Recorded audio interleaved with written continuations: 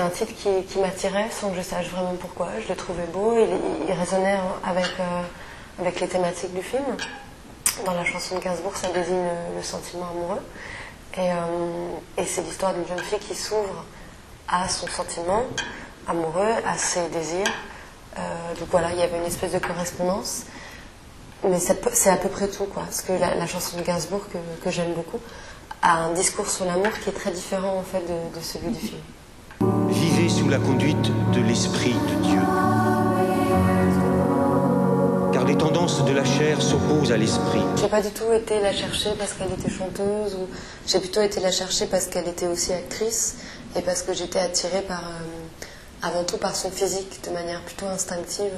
Je trouvais qu'elle avait quelque chose dans le visage d'un peu religieux et dans le corps de plutôt païen. Et je trouvais ce contraste, cette contradiction intéressante. Surtout pour habiter un personnage comme Jeanne, qui est une femme qui à un moment va se réfugier dans la religion parce qu'elle est malheureuse, parce qu'elle est dans un moment de souffrance. Et je trouvais intéressant que le corps de Jeanne, lui, soit tourné vers la vie, soit très sensuel. Et puis après, avec Lio, ça a surtout été une vraie rencontre. Elle a tout de suite accroché sur le scénario. J'ai senti que j'allais avoir un dialogue assez riche avec elle. Donc on est partis comme ça ensemble. Oh non, t'as pas autre chose à foutre de tes vacances. Les chansons qu'écoute le personnage de Jean, le grand-père d'Anna, sont très importantes.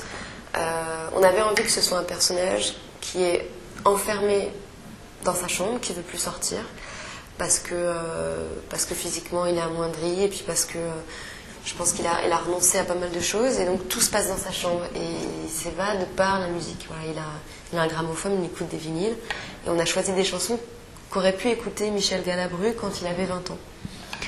Et on a fait une sélection par rapport à son âge à lui, à son époque à lui, à ses goûts musicaux. Et évidemment, on voulait que ce soit des chansons qui chantent l'amour, qui chantent le désir, la joie d'être en vie, qui contrastent en fait avec les chants religieux. J'ai travaillé avec un garçon qui s'appelle Franck Beauvais, qui est réalisateur, mais qui fait aussi de la recherche musicale. C'est un métier qui existe beaucoup aux États-Unis et qui commence à exister en France. Et donc il a lu le scénario, et dès l'écriture, il m'a guidée vers des choix musicaux. En fait, il m'envoyait des compiles régulièrement, j'écoutais, on discutait. Et c'est lui qui m'a fait découvrir la folk américaine religieuse, donc Barbara Dane, Colly Ryan. Et j'ai tout de suite adoré en fait cette musique-là, parce que je trouvais qu'elle avait une mélancolie, mais aussi une lumière qui correspondait à la tonalité du film. Et même si on ne comprend pas les paroles en anglais, on sent qu'il y a une résonance un peu mystique dans ces chansons. Donc je pensais que ça allait apporter comme ça une sorte de souffle au film. Donc déjà dès l'écriture, je savais que certaines scènes seraient musicales. Elles ont été évidemment tournées pour ça. Je pensais qu'il fallait que le film soit de manière générale dans une certaine retenue, que ça travaille plutôt le non-signifiant dans la forme, mais que par moments il y ait des percées, des envolées un peu lyriques, et que ces moments-là soient un peu suspendus, que la narration tout d'un coup s'arrête pour installer quelque chose de plus sensoriel dans le rapport aux personnages, aux espaces. Et c'est pour ça qu'à par moments le film devient totalement musical en fait.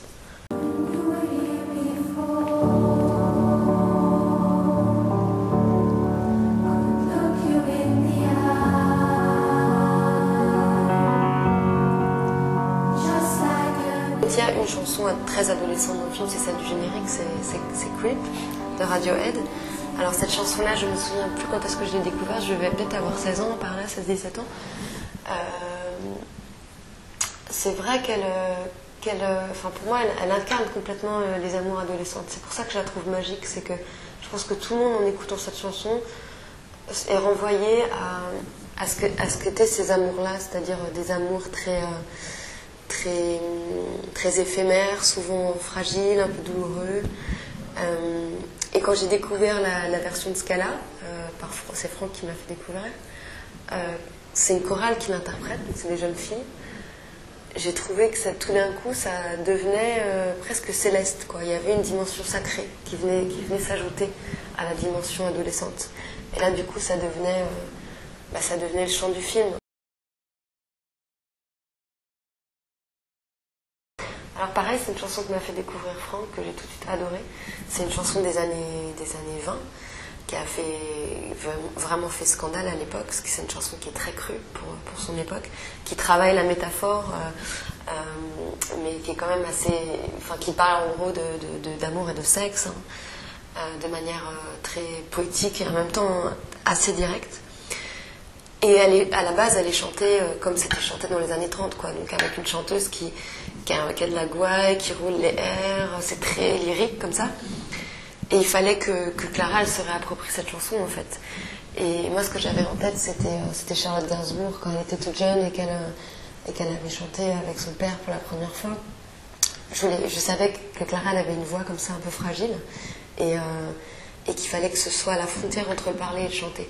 Donc elle était très libre de se réapproprier cette chanson comme un poème. Et c'est elle qui a trouvé comme ça cette espèce de tonalité fragile à la frontière entre le réciter et le chanter.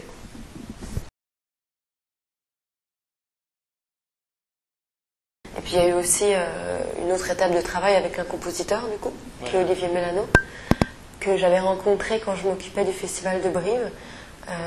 On lui avait proposé un ciné-concert sur Duel de Spielberg, donc on avait fait connaissance à ce moment-là. Et c'est un musicien que j'aime beaucoup, qui est super éclectique en fait. Il travaille avec des rappeurs comme Sidekick Lyrica, il a aussi bossé avec Miossec, il avait un groupe de pop qui s'appelait Mobile. Et il compose aussi pour de l'orgue, il fait de la musique classique, baroque. Et j'ai pensé à lui pour les scènes d'église en fait. Et il se trouve que c'est aussi un fan de Dario Argento, moi aussi, et on avait envie de donner à ces scènes-là une dimension un peu gothique. Et sa musique, il contribue beaucoup, quoi. Donc il fallait être dans quelque chose d'assez sobre et d'assez précis, parce qu'on est dans un film qui travaille le non-dit, qui travaille la violence, mais comme une violence très sourde, très diffuse. À la fois, c'est un film très musical, et en même temps, là où il y a une inspiration Piala, parce qu'il y a très rarement de la musique dans les films de Piala, c'est que la musique, elle vient quand, de mon point de vue, elle est absolument nécessaire. Donc il y a un rapport de sobriété aux choix musicaux et à la manière dont la bande-son est travaillée. Voilà. Après, je pense qu'il y a aussi un lyrisme qui, du coup, s'écarte du chemin de Piala et voilà, il prend un petit peu On essaye toujours une scène sans musique, d'abord pour se demander si elle ne peut pas exister sans. C'est toujours cette même logique de la nécessité. Il faut que la musique soit là par nécessité et pas pour autre chose. Donc, une fois qu'on a senti qu'il en fallait, évidemment que le montage s'adapte à la trame musicale, au refrain, qu'il y a parfois même des coupes de montage qui viennent résonner avec des coupes musicales. Mais c'est pas un travail de clip, quoi. C'est un travail, encore une fois, dialectique. C'est le chef opérateur du film, en fait, qui est aussi musicien, à ses heures perdues. Et il avait sa guitare avec lui sur le tournage. Et pour des raisons économiques, j'ai dû supprimer des scènes et les remplacer par d'autres plus simples à tourner. Et il y avait cette scène de chambre, et je savais qu'il fallait que ce garçon se déclare, quoi, qu'à un moment, il déclare sa flamme à cette jeune fille et que ce soit très sincère et très romantique, pour que tout d'un coup, ce côté un peu léger, un peu drôle qu'il a, devienne tout d'un coup solennel. Il fallait que ça bascule sur son personnage pour que l'histoire commence entre eux. Et j'ai dit à Tom, un week-end, il faudrait qu'on lui écrive une chanson, comme en plus je savais que Youn jouait de la guitare, je savais que c'était possible.